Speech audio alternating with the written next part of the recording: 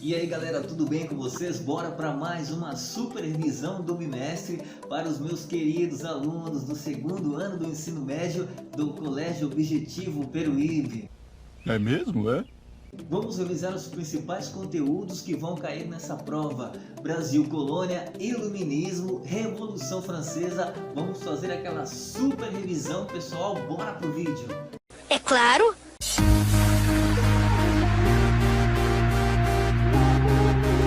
Os assuntos que vão cair então na prova: mineração, iluminismo, Revolução Francesa, os tratados de limites e as revoltas nativistas. Nós vamos ver cada assunto específico que vai cair nessa prova. Primeiro, mineração. Tá? Nós temos a mineração. É claro que na mineração já no século XVIII, ainda falando de Brasil colônia, no século XVIII, tá?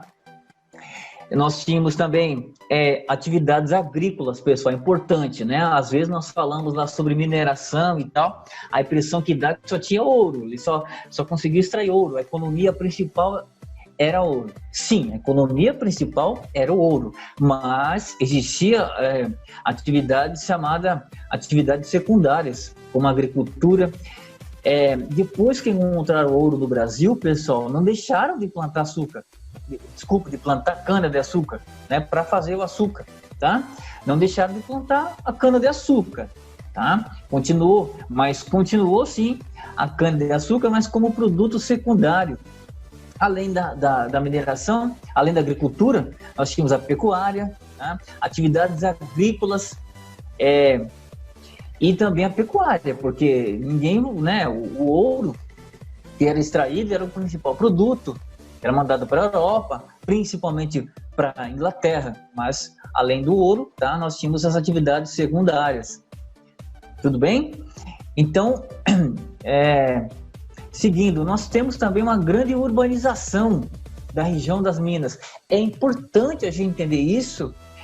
Eu acho super importante que a gente tem que entender que a questão do ciclo ouro começou na região das Minas Gerais. E houve um processo, olha só, diferentemente do ciclo da cana-de-açúcar, que é um ciclo anterior ao ciclo da mineração, o ciclo do ouro no Brasil, ou o período da mineração, ela tem uma sociedade totalmente urbanizada. Por isso eu coloquei para vocês ali, urbanização, tá? Nós tínhamos uma sociedade urbanizada na região das Minas. Por conta, quando soube da notícia que tinha ouro no Brasil, que acharam ouro, vieram muitos imigrantes europeus, sobretudo portugueses, muitos imigrantes europeus vieram para a região das Minas e a partir dali houve um processo de urbanização na região das Minas, tá? Onde tinha as minas de ouro, de metais preciosos, diferente do ciclo da cana-de-açúcar, que é um ciclo anterior, onde nós tínhamos um processo rural, de ruralização dos engenhos e coisa e tal. Tá? O ouro é uma sociedade totalmente urbanizada, é uma sociedade ainda também escravocrata. A mão de obra principal, existia mão de obra livre? Sim, existia mão de obra livre, mas a mão de obra que predominava na mineração é a mão de obra escrava, o trabalho escravo africano, tá? A escravização africana. Tinha escravização indígena? Sim, mas muito pouco. O que predomina, nós temos que entender, o que predomina na América Portuguesa é a escravidão africana, tá? E nós vamos ter aí no processo de interiorização, eu coloquei lá, ó, embaixo de urbanização, interiorização, tá? Nós vamos ter um processo de interiorização também, as chamadas bandeirantes que nós vimos, as bandeiras, tá? Nós temos um processo importante, aí um processo de interiorização. Os bandeirantes, então, eles vão do litoral, eles vão em direção ao interior do Brasil. Qual o objetivo? Apresamento de índio, né? Também para escravizar os indígenas, apresamento indígena e caça ao índio, ciclo do ouro, ou seja, querendo ouro, e a caça ao índio. Tá? Essas bandeiras, como que nós podemos entender então a diferença entre bandeiras e entradas? Olha, bandeiras eram expedições com direção ao interior do Brasil, daí o termo interiorização, ou seja, eles iam rumo ao interior do Brasil, tá? Os bandeirantes, qual o objetivo? Caçar um índio, né? E atrás de ouro, tá? Isso eram as bandeiras, expedições com direção ao interior do Brasil. As entradas eram diferentes. Vamos diferenciar então. Entradas eram aquelas expedições financiadas pela coroa. Tá? Repetindo então.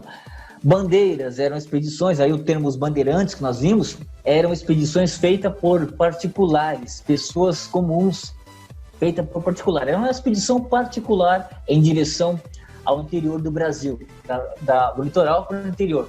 Tá? Isso eram as bandeiras, aí o termo os bandeirantes, coisa e tal. Já as entradas eram expedições financiadas pela coroa. Mas existia também o bandeirismo de contrato, ou seja, aqueles bandeirantes, aqueles particulares que eram contratados pela coroa portuguesa para ir em direção ao interior do Brasil. Tá? Tudo bem até aí, pessoal? Sim, senhor. Beleza. Tudo. Então, onde se desenvolveu então essa questão aí da mineração? No estado de São Paulo, tá? Parte do estado de São Paulo, Minas Gerais, Goiás e Mato Grosso. Basicamente, Minas Gerais, Goiás e Mato Grosso, que é a região das minas, tá? É uma região mineradora. Tudo bem, então, vamos lá. Iluminismo agora. O iluminismo é muito importante, tá? Nós entendemos o iluminismo, que ele vai ser como se fosse um divisor de águas. O que eu falo de divisor de águas? Que é o ponto principal, assim. O divisor de águas significa um ponto principal, as transformações. Quando nós falamos em divisor de águas, significa que se transformou muito. Ó. Houve uma grande transformação na sociedade. O iluminismo ele acontece, como sabemos, no século XVIII. Tá? Ele vai transformar a sociedade no que diz respeito às questões políticas, econômicas, sociais. Porque o que prega o iluminismo? O iluminismo ele prega a liberdade individual. Tá? O iluminismo vai de encontro com aquele pensamento absolutista, onde o rei tem poderes absolutos. O iluminismo ele vai de encontro com o mercantilismo, que é aquela política onde o rei tem poderes, além dos poderes absolutos, onde o rei faz interferência na economia. Mercantilismo significa a intervenção do Estado na economia. E o iluminismo, o próprio nome está falando, é muito fácil entender o iluminismo, no sentido de os pensadores iluministas, através desse movimento intelectual que teve na Europa no século XVIII, esses filósofos, esses pensadores vão... falando português, claro, vão alertar a população, tá? Ou seja, todas as obras, a grande maioria das obras dos pensadores iluministas é criticando esse poder do rei, esse poder absoluto do rei, tá? Ou seja, o iluminismo prega, então, a liberdade individual de cada um. Entre esses grandes pensadores, nós temos o Montesquieu. Talvez seja um dos principais pensadores, enquanto o John Locke, por exemplo, era a favor da propriedade privada, o Montesquieu falava assim, não, o poder não pode ficar na mão do monarca, na mão do absolutista, do monarca absolutista, o poder tem que ser dividido em os três poderes. Então, por isso que o Montesquieu, ele vai propor, então, a divisão desse poder em três. Um grupo vai legislar, ou seja, um grupo vai comandar o poder legislativo, criar as leis, outro grupo vai julgar essas leis e outro grupo vai executar. Então, daí o termo a tripartição dos poderes proposto pelo Montesquieu, o famoso legislativo, executivo e o judiciário, que são, tá até na Constituição do Brasil, né, que são independentes entre si. Então, a república proposta pelo Montesquieu que tem esses três poderes, tá? Legislativo, executivo e o judiciário. Por isso que o Montesquieu ele é um dos principais pensadores do iluminismo que ele vai propor isso. O poder não pode ficar na mão de um, segundo Montesquieu, não pode ficar só na mão do monarca. O poder tem que ficar na mão de 3. O poder tem que ser descentralizado. O poder não pode ficar centralizado na mão do monarca. Tá? Além desses outros, nós temos ainda o Voltaire, né? O francês Voltaire, sabendo que o iluminismo ele deu início na França, começou na França. Então nós temos ali o Voltaire, Rousseau. O Rousseau ele vai propor então um contrato social, o nome da obra do Rousseau é chamado Contrato Social, um contrato, ou seja, um contrato entre sociedade e o rei absolutista, tá? Porque sabemos que o iluminismo defende o quê? A liberdade individual. Tá? O Rousseau divide então uma convenção, um contrato entre a sociedade e o soberano, que é o rei. Tá? O Rousseau vai propor isso, esse contrato, a sociedade e o rei absolutista, o monarca absolutista, deveriam entrar num acordo, entrar num contrato. Aí o termo, né? Entre os membros da sociedade, tá? E o rei devia entrar num acordo político. Essa é a proposta feita pelo Rousseau. E o Voltaire também, que ele vai criticar fortemente a igreja, né? Tudo bem até aí?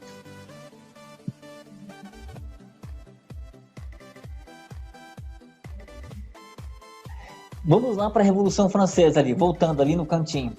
Revolução Francesa. Como que estava dividida a sociedade na França? Olha lá, primeiro estado, segundo estado e o terceiro estado. O primeiro estado representava então o clero, representado pelo clero. Segundo estado representado pela nobreza. Então nós estamos ali no século XVIII. Terceiro estado, a burguesia e todo o povo. Tá? Então existiam esses três estados, essas 3 ordens aí, tá? 3 ordens. O primeiro, nós temos o clero, representado pelos padres, bispos, ou algumas fontes, tá? Clérigo, que é a mesma coisa de clero. Segundo estado, a nobreza, representado pelo rei e toda a corte, toda a família do rei, que no caso aqui da Revolução Francesa, Luís XVI. E terceira, burguesia. Essa burguesia estava dividida entre jacobinos e girondinos. Girondinos, a alta burguesia. Jacobinos, então, uma baixa burguesia e toda a população, os sans-culottes, os funcionários públicos, coisa e tal. Então, aqui nesses 3 estados, somente o terceiro estado pagava imposto. Tá? Nós temos que entender isso. Isso vai gerar a Revolução Francesa, essa revolta. Então, em outras palavras, é como se o terceiro estado ele sustentasse o primeiro e segundo. Isso que vai gerar a revolta, que vai gerar a Revolução Francesa. Tá? Somente o terceiro estado pagava imposto. Isso vai gerar revolta. Tudo bem? Vamos lá. Nós vamos voltando a falar agora sobre as grandes navegações.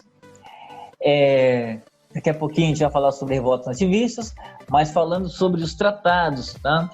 Sobre as grandes navegações, vai cair na prova específicos sobre os tratados. Qual que é o tratado mais famoso entre Portugal e Espanha? É o Tratado de Tordesilhas, tá? Ou seja, o Tratado de Tordesilhas foi em 1494, ou seja, no finalzinho já do século XV, entre Portugal e Espanha. Então, a partir do momento que Portugal vem para o Brasil, os portugueses vêm para o Brasil, o ano é 1500, ou seja, século XV, tá? Esse tratado de Tordesilhas, então, foi uma consolidação aí territorial, do ponto de vista territorial, uma demarcação territorial entre Portugal e Espanha, tá? O território que estava a oeste pertencia à Espanha, a leste, Portugal, tá? Então vai ter um tratado muito importante, eu coloquei os 2 tratados, ó. Você percebe, eu coloquei no esqueminha para vocês, os 2 tratados. Primeiro, o Tratado de Tordesilhas, e depois vai ter um outro tratado, lá no século XVIII, vai ter um outro tratado. O que diria esse Tratado de Madrid? O Tratado de Madrid, ele anula o Tratado de Tordesilhas, tá?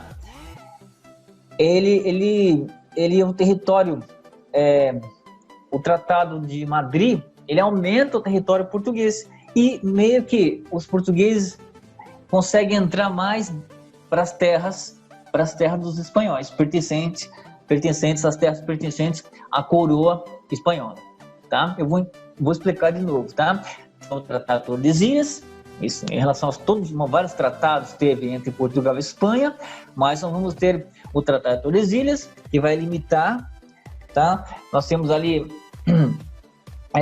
um tratado 370 léguas, né? A partir de Portugal, do lado ocidental nós temos as terras pertencentes à Espanha e do lado oriental nós temos terras pertencentes a Portugal. Mas vai ter um outro tratado chamado Tratado de Madrid, em 1750, que ele vai aumentar mais as possessões portuguesas, ou seja, os portugueses vão poder entrar mais para as terras, tá? Para as terras espanholas. Aí tem lá uma parte das terras espanholas, Sete Povos das Missões, a famosas missões, né?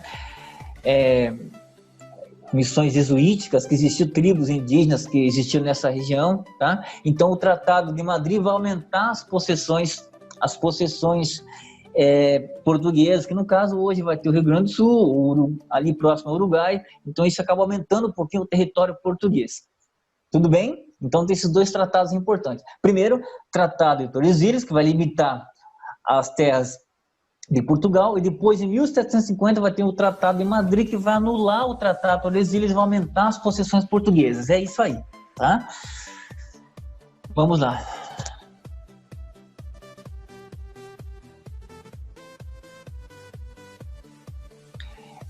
Nós temos, agora falando das revoltas nativistas, como já dissemos em outras aulas, diferente das revoltas emancipacionistas. Revoltas de emancipação é diferente de revoltas nativistas. Uma coisa importante a gente entender é que as revoltas nativistas, elas eram revoltas regionais, tá? Defendendo o território. É uma revolta regional, nativos de cada determinada região. E as revoltas emancipacionistas são revoltas querendo se separar de Portugal, tá? Falando aqui de Brasil colônia. Então, as revoltas nativistas são revoltas locais, revoltas regionais. Já as revoltas emancipacionistas são revoltas de emancipação, querendo a separação de Portugal. As revoltas nativistas não queriam, até então, a separação de Portugal, tá? Eles queriam proteger o lugar nativo deles, ou seja, é uma revolta regional, revolta local. Uma das mais importantes que nós temos é a Guerra dos Emboabas, tá? Por que era chamada dos Emboabas? Guerra dos Emboabas foi uma guerra na região das Minas Gerais, no início do século XVIII. Essa Guerra dos Emboabas, por que chamado Guerra dos Emboabas?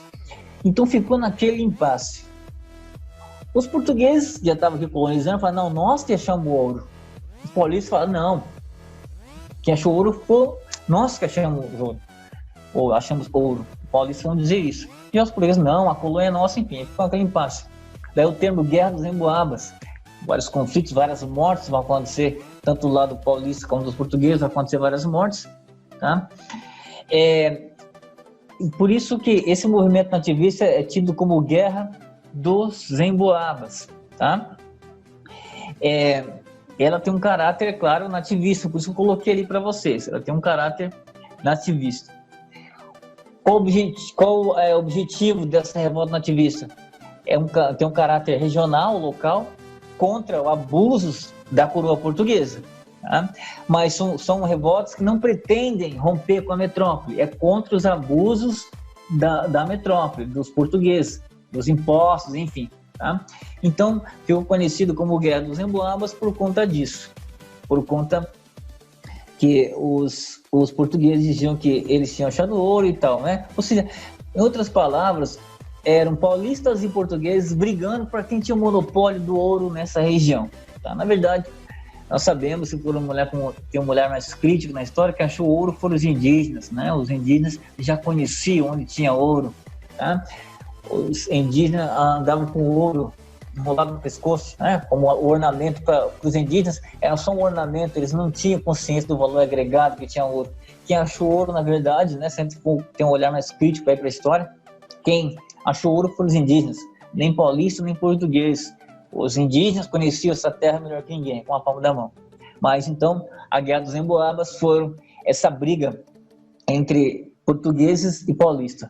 Os paulistas chamavam os portugueses, aqueles que vêm de fora, do Tupi-Guarani, aqueles que vêm de fora, chamavam de forasteiro, forasteiro que vem de fora. Então, da língua Tupi-Guarani, emboaba significa forasteiro, por isso que os paulistas chamavam esses portugueses de forasteiros. Então, esse movimento nativista, conhecido como Guerra dos Emboabas, é um movimento nativista, uma revolta local, tá? Continuando aqui ainda, voltando um pouquinho a falar sobre o iluminismo ali, algumas coisas sobre Voltaire. Voltaire, ele era contra a centralização política, Voltaire, tá? Contra a centralização política, ele defendia, então, os direitos individuais. Isso o Voltaire dividia. E o Rousseau, eu falei para vocês, né? O Rousseau, ele defende o contrato social, ele vai criticar a propriedade privada, tá? Enquanto John Locke era a favor da propriedade privada, o Rousseau, ele vai criticar. O Rousseau, ele é contra a propriedade privada, tá? Eles valorizam os elementos do Estado e da natureza. Então, por isso que ele é mais ameno um pouquinho, né? Ele é mais moderado um pouquinho. Ele vai propor um contrato social, ou seja, um trato, né? Um tratado entre membros do governo e membros da sociedade. O Rousseau vai propor isso. Que o Rousseau, ele é contra a propriedade privada. Já o John Locke é a favor da propriedade privada. E o Voltaire, ele vai ser também, o Voltaire vai fazer críticas à igreja também, né? Ele vai achar que a pessoa tem que ter liberdade religiosa, né? Além da liberdade econômica, liberdade política. O Voltaire, ele vai dar valor para a liberdade religiosa.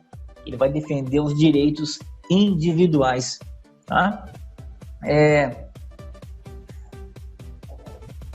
Vamos lá, então. Sobre a questão holandesa, por exemplo, colonização holandesa. Esqueci de colocar aqui, mas só para a gente dar uma lembrada. Colonização holandesa. O Maurício de Nassau, que ele vai ser enviado para cá, não esqueçam disso aí, tá?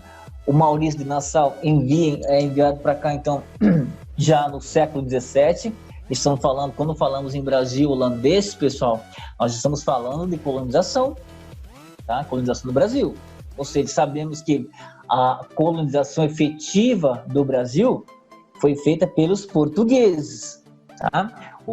Os portugueses tiveram a colonização efetiva do Brasil, mas os holandeses no século XVII, no início do século XVII, a partir de 1630, os holandeses se instalam no Brasil, tá? Eles vão ficar no Brasil até 1654. Então, é comum a gente pesquisar em algumas fontes, alguns historiadores, eles citam Brasil holandês por conta disso, tá? Outras nações estavam interessadas na colonização do Brasil, mas além de Portugal, a nação que mais tempo ficou colonizando o Brasil foi a Holanda. Mas a Holanda está interessada no quê? No tráfico de escravos e também no processo, no comércio de açúcar, tá? Já falei para vocês, né? A Holanda não sabia refinar o açúcar. O açúcar que era produzido aqui por Portugal era um açúcar mascavo, um açúcar bruto, mas quem manjava aí de refinar o açúcar era a Holanda. Então, a Holanda manda para cá em 1637, ela manda o Conde de Nassau, tá? O Conde de Nassau, que é um cara que vai administrar essa colônia holandesa no Brasil. No Nordeste, sabemos que a colonização holandesa no Brasil foi na região lá de Pernambuco, e abrangeu outras partes do Nordeste, mas começou em Pernambuco. A primeira tentativa de invasão holandesa foi na Bahia, e a invasão que, de certa forma, ficou mais efetiva foi em Pernambuco. Mas quem foi Maurício de Nassau, então? Maurício de Nassau foi o cara que foi enviado pelo governo holandês para cá, para colonizar, então, o Brasil. Os holandeses ficaram aqui colonizando o Nordeste, em torno aí de 25 anos, tá? Qual o objetivo, então, do Nassau? Modernizar, urbanizar a cidade de Recife, né? E deu o nome de Maurícia, até, né? O Maurício de Nassau, que veio para cá, foi mandado pelo governo holandês. O objetivo dele, o projeto dele, era urbanizar toda a cidade de Recife. E muitas coisas que existem até hoje na cidade de Recife, ainda por conta do administrador da colônia holandesa aqui no Brasil, o Maurício de Nassau. Urbanização, tá? A modernização é a urbanização da cidade de Recife. Isso, ele ficou encarregado de urbanizar essa região, de urbanizar a colônia holandesa no Brasil. Lembrando que durou pouco tempo, tá? De 1630 até 1654, os holandeses ficaram colonizando o Brasil. E a colonização efetiva no Brasil, até a independência, foi feita por Portugal. Tudo bem até aí, pessoal?